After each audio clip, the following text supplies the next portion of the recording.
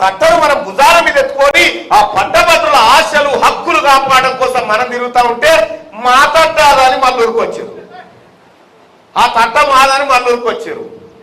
సిగ్గుండాలేమన్నా? ఏందా నువ్వు చేసింది? 46 జీవో తీసుకొచ్చి గ్రామీణ ప్రాంతాల నిరుద్యోగుల కడుపు కొట్టినోడు కేసీఆర్ కాదా? కాదా?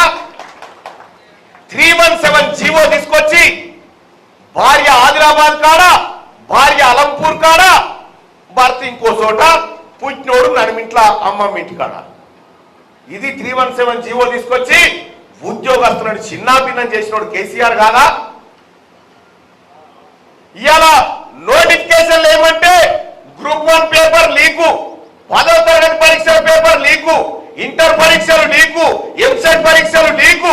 ఏ ఒక్క పరీక్షనన్నా సజావుగా నిర్వహించిందా కేసీఆర్? ఏది నిర్వహించలే.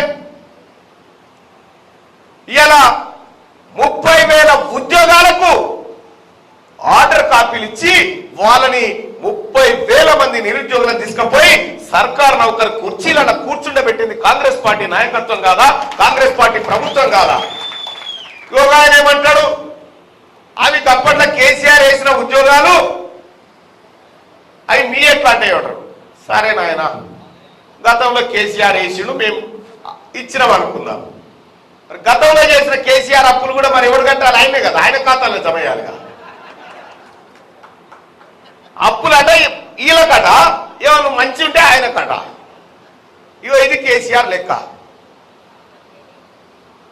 మొత్తం ఇదే 2008 డిఎస్సి బాధితులను తయారు చేసిన వాళ్ళు కేసీఆర్ కుటుంబమే.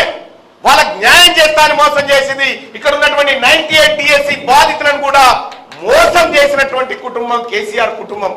ఇలా కేసీఆర్ కుటుంబం ప్రతినిధిగా నేను వస్తా అని చెప్పి ఒక ఆయన తీసుకొని ఇక ఆయన వస్తున్నాడు వీడికి. నవ్వుడేందుకు తెలియదా మీకు అందరికీ?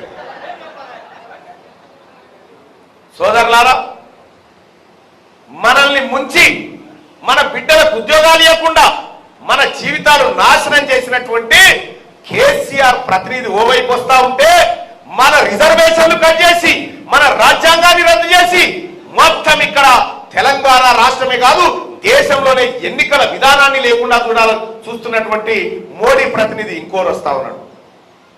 ఇక్కడ ఉన్నటువంటిది ఇండియా కూటమి అభ్యర్థి తీన్మార్ మల్లన్న ఈ ప్రజల హక్కులను కోడి తన పిల్లల్ని కాపాడబోతా ఉన్నాడు. అందుకోసం వస్తా ఉన్నాడు సోదరులారా.